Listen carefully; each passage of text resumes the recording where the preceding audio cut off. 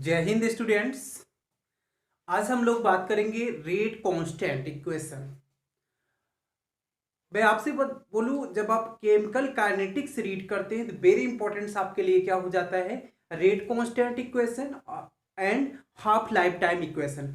दोनों हमारे लिए क्या होते हैं, बहुत इंपॉर्टेंट हो जाते हैं। दैट मीन्स अगर हमारे पास रेट कांस्टेंट इक्वेशन नहीं है, हाफ लाइफ टाइम इक्वेशन नहीं है, तो केमिकल काइनेटिक्स पढ़ने का ना तो आपको मजा आएगा और ना आप एक क्वेश्चन सॉल्व कर पाएंगे।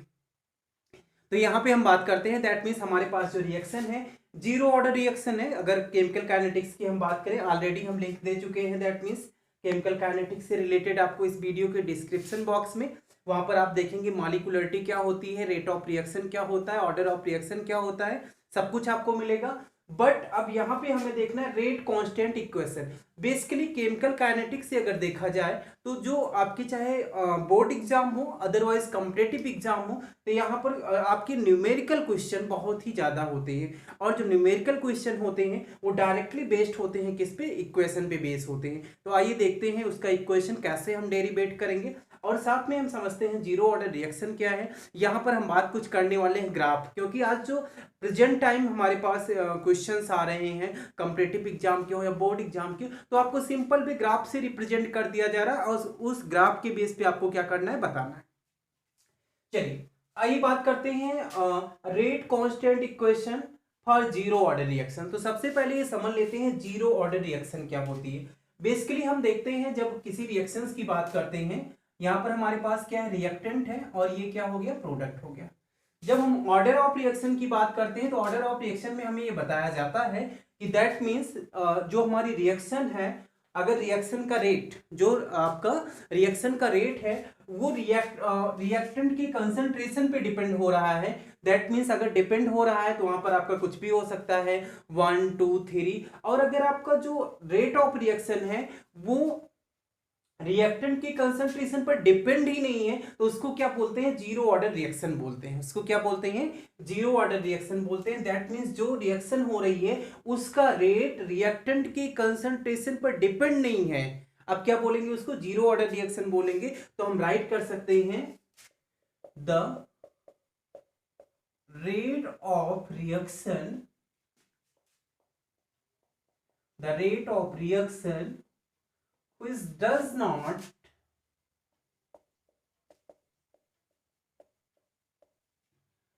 depend on the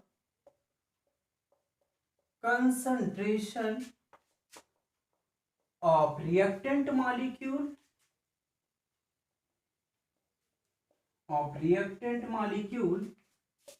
is known as zero order reaction.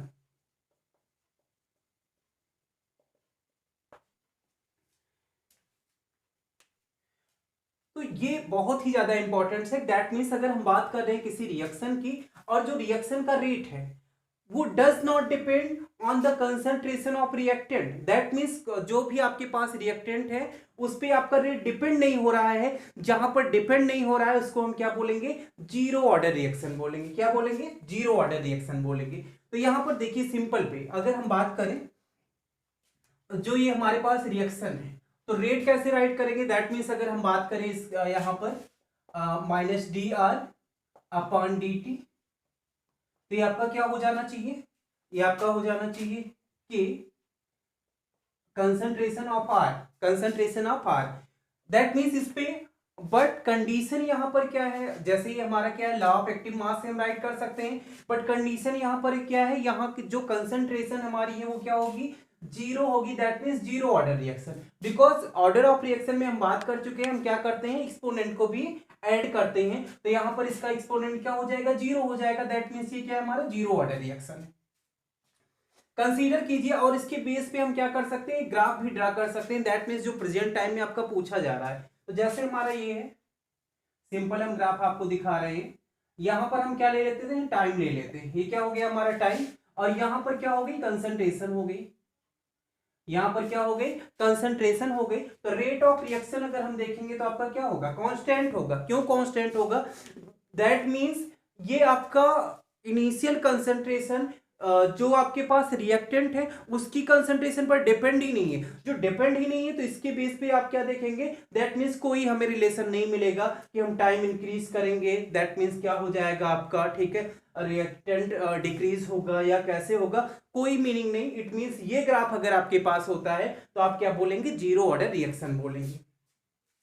तो चलिए अब हम चलते हैं रेट कांस्टेंट पे। किस पे चलते हैं, रेट कांस्टेंट पे। हमें समझना होगा कि दैट मीन्स जो रिएक्शन हो रही है वो जीरो ऑर्डर की रिएक्शन है, और उसके लिए हम क्या राइट करेंगे, रेट कांस्टेंट इक्वेशन राइट करेंगे, और उस बेस पे हमें काफी बातें करनी है। चलिए चलते हैं।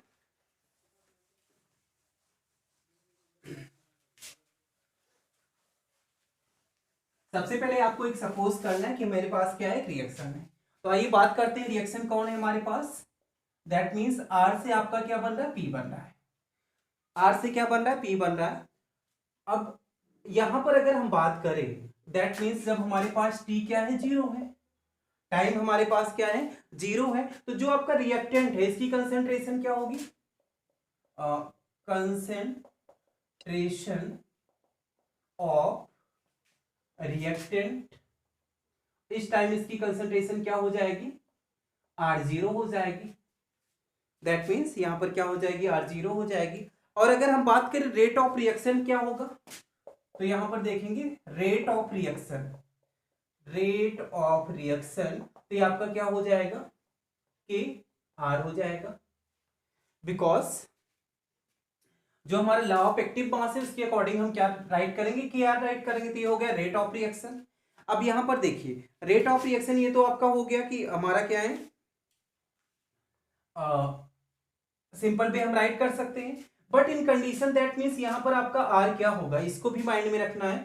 और जब हम रिएक्शन राइट कर रहे हैं that means rate of reaction, तो आपका क्या हो जाएगा, D R upon D T, upon D T. That means आप जानते हैं रेट ऑफ रिएक्शन क्या होता है, change in concentration in particular time, change in concentration of reactant और प्रोडक्ट इन पर्टिकुलर टाइम। तो ये आपका क्या हो गया, rate of reaction minus D R upon D T equal to क्या हो जाएगा, के आर हो जाएगा। तो यहां तक तो क्या है, सिंपल वे है।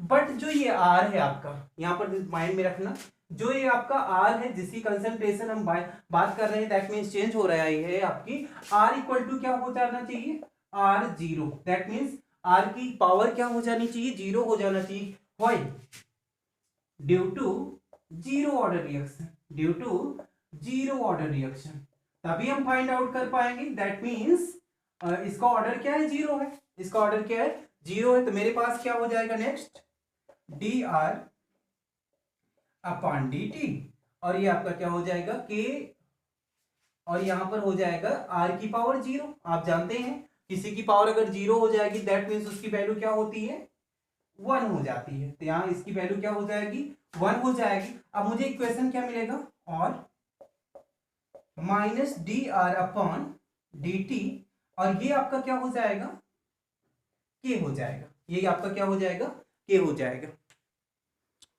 चलिए जल्दी से स्क्रीनशॉट ले लीजिए, आगे कंटिन्यू करते हैं, आगे देखते हैं।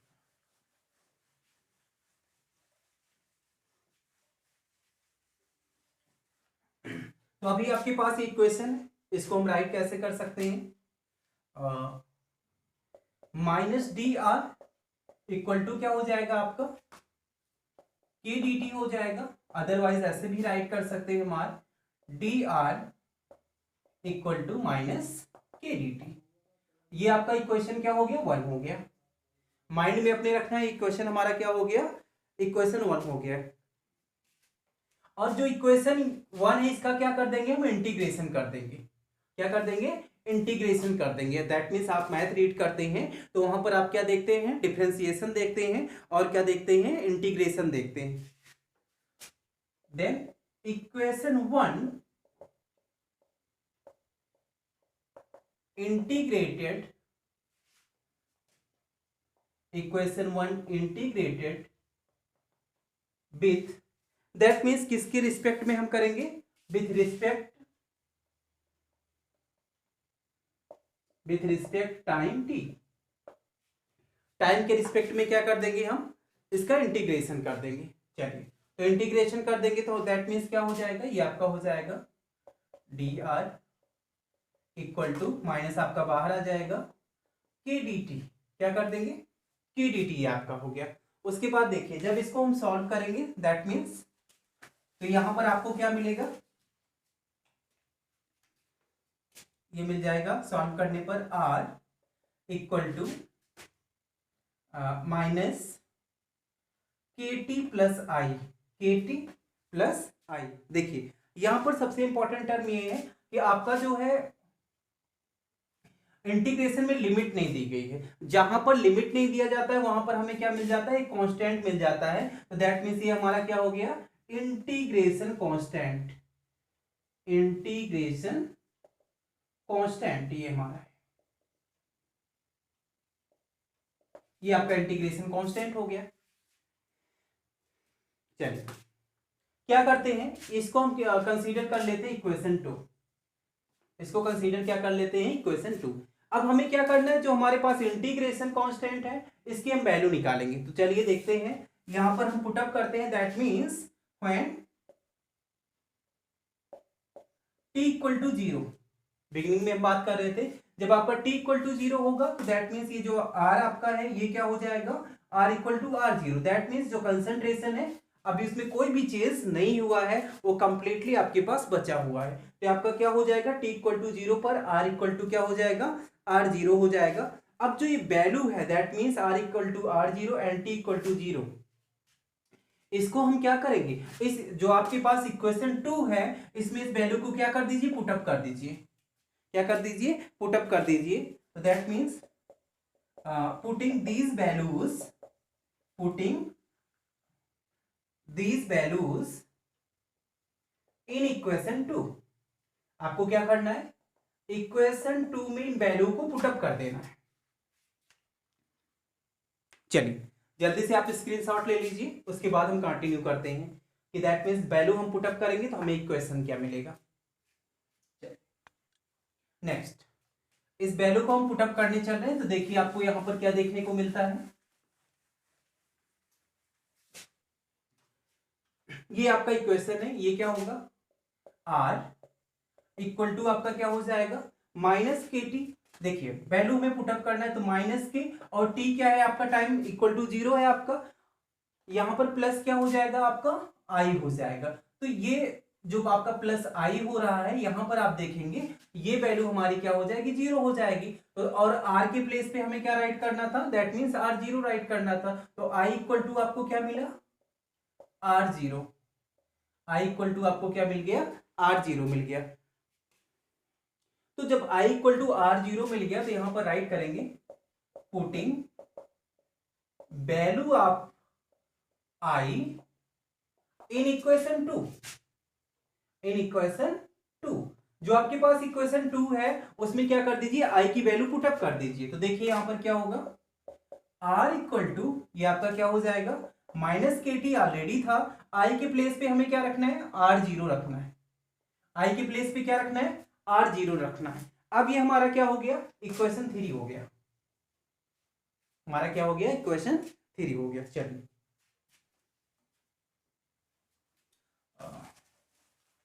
आगे हम बात करेंगे, यहां पर थोड़ा सा आपको आइडेंटिफाई भी करा देते हैं साथ साथ में।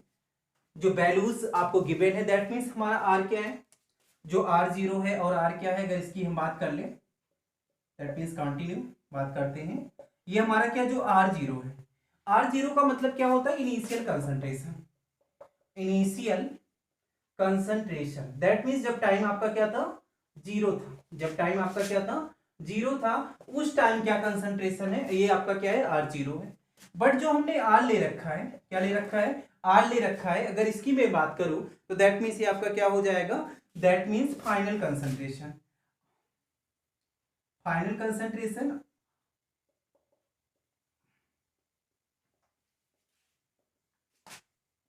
या ऐसे भी कह सकते हैं after time T, after time T, that means जो रिएक्शन आपकी हो रही है उसके बाद आपका क्या हो रहा है। अगला बात कर, जो आपका के है एक्चुअल में ये के आपका क्या होगा, अभी आगे हम बात करेंगे। रेट कांस्टेंट, इसी को क्या बोलेंगे, रेट कांस्टेंट बोलेंगे। और जो टी आपका है इसको क्या बोला जाता है, टाइम बोला जाता है। क्या बोलते हैं, टाइम बोलते हैं। तो चलिए बात करते हैं जो आपके पास इक्वेशन है। अब यहां पर सबसे इंपॉर्टेंट थिंग्स ये है ना कि एक ग्राफ भी आपको समझना होगा। क्या समझना होगा, एक ग्राफ भी समझना होगा कि दैट मीन्स वो ग्राफ बहुत ही ज्यादा इंपॉर्टेंट है। आपके अगर मैं बात करूं क्वेश्चंस पेपर में तो काफी बार ऐसे ग्राफ के क्वेश्चन आ चुके हैं। आपको सिंपल ग्राफ दे दिया जाता है, आपको आइडेंटिफाई करना होता है, दैट मीन्स बताइए किस ऑर्डर का ग्राफ है। ठीक है, तो आइए समझते हैं इससे हमें ग्राफ क्या समझना है।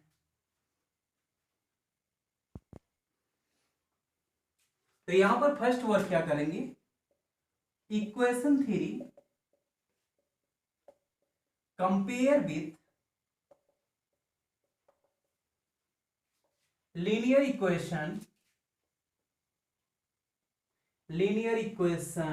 y equal to m x plus c. ये वेरी इंपॉर्टेंट आपके लिए। जो आपका इक्वेशन थ्री है इसकी कंपेयर हम इसको किससे हम कंपेयर करेंगे, y equal to m x plus c से करेंगे। और जब करते हैं तो यह हमारा क्या मिलता है, स्लोप होता है, और c हमारा क्या होता है, इंटरसेप्ट होता है। क्या होता है, इंटरसेप्ट होता है। तो चलिए यहां पर हम आइडेंटिफाई करेंगे, जब इसको कंपेयर करें देखिए हम आपका क्या माइनस के, दैट मीन्स यहां पर क्या हो जाएगा, माइनस के हो जाएगा। और जो आपका इंटरसेप्ट है वो क्या मिलेगा, r0 मिल जाएगा। जो इंटरसेप्ट है ये क्या मिल जाएगा, r0 मिल जाएगा। दैट मीन्स अगर ऐसी कंडीशन है तो यहां पर हम क्या करेंगे, ग्राफ बनाएंगे। यहां पर क्या करेंगे, एक हम ग्राफ बनाएंगे और यहां पर हमारा क्या हो जाएगा, टाइम। आप ग्राफ में जानते हैं एक हमारा x कोऑर्डिनेट होता है, दूसरा क्या होता है, y कोऑर्डिनेट होता है। तो यहां पर क्या हो गया, टाइम हो गया। और साथ में हम क्या ले लेंगे, यहां पर कंसंट्रेशन, इस पे क्या रख लेंगे, कंसंट्रेशन रख लेंगे। दैट मीन्स यहां पे हम r रखेंगे। चलिए अब यहां पर हमें देखना क्या है, जो स्लोप है हमारा निगेटिव है। यहां पर देखिए जो हमारा स्लोप है निगेटिव है, और जो इंटरसेप्ट है वो क्या है, r0। देखिए वेरी इंपॉर्टेंट टर्म आपको समझना है, जब हमारा स्लोप निगेटिव होता है तो उस समय हम ग्राफ ऐसे खींचते हैं। That means top to bottom आते हैं। और जब हमारा स्लोप क्या होता है, पॉजिटिव होता है, तो ग्राफ हमारा कैसे होता है, ऐसे होता। तो यहां पर स्लोप हमारा क्या है, निगेटिव है, तो दैट मीन्स ग्राफ हमारा क्या होगा, ऐसे होगा। और यहां पर हमारे पास इंटरसेप्ट क्या है, तो आप देखेंगे इंटरसेप्ट क्या है, r0। ये हमारा क्या हो गया, इंटरसेप्ट हो गया।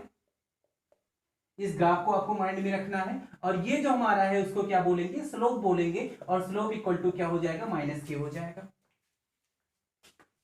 ये जीरो ऑर्डर के रिएक्शन के लिए हम क्या करेंगे, ऐसे सिंपल वे में हमें ग्राफ खींचना होता है।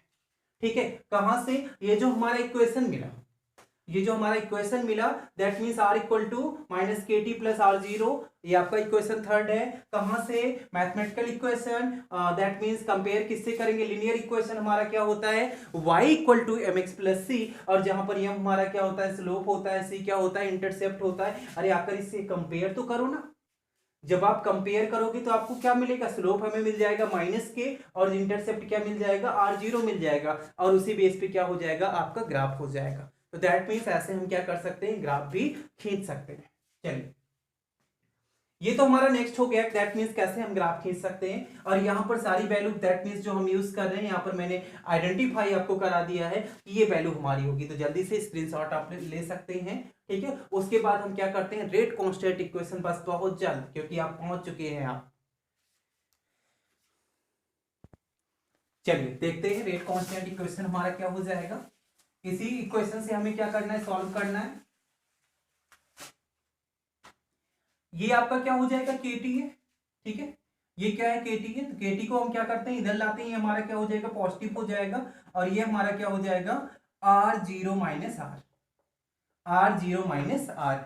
और इसी को अगर हम राइट करना चाहें तो ये हमारा क्या हो जाएगा, k इक्वल 1/t। और ये हमारा हो जाएगा r0 माइनस r।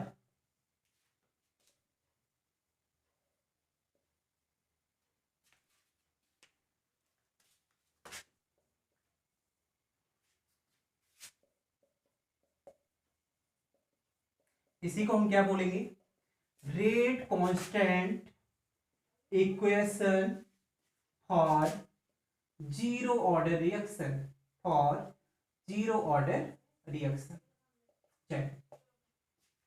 ये आपका इंपॉर्टेंट टर्म है। दैट मीन्स ऐसे आपके पास क्वेश्चंस होंगे और क्या करना होगा, आपको सॉल्व करना होगा। आपको मे बी टाइम दिया जा सकता है, इनिशियल कंसंट्रेशन दिया जा सकता है, change in concentration. That means R zero हमारा आर क्या होता है, final concentration, change in concentration की जो रिएक्शन हो रही है उस टाइम में कितना हमारा चेंज हुआ है। तो ये इक्वेशन आपके लिए क्या है, वेरी इंपॉर्टेंट इक्वेशन है। और इसी को हम क्या बोलेंगे, rate constant equation for zero order reaction. अगर आपसे जीरो ऑर्डर रिएक्शन के बेस पे क्वेश्चन पूछे जाते हैं तो इसी इक्वेशन का क्या करेंगे, आप यूज करेंगे। आई होप आपको समझ में आया होगा कि रेट कांस्टेंट इक्वेशन क्या होता है, जीरो ऑर्डर के लिए कैसे हम राइट करेंगे, कैसे डेरिवेट करेंगे, मैंने आपको बताया। और साथ में आप मेरे चैनल पे नए हो तो चैनल को सब्सक्राइब कर दीजिए, बेल आइकन को प्रेस कर दीजिए और अपने फ्रेंड्स को भी शेयर कर दीजिए। Thank you for watching.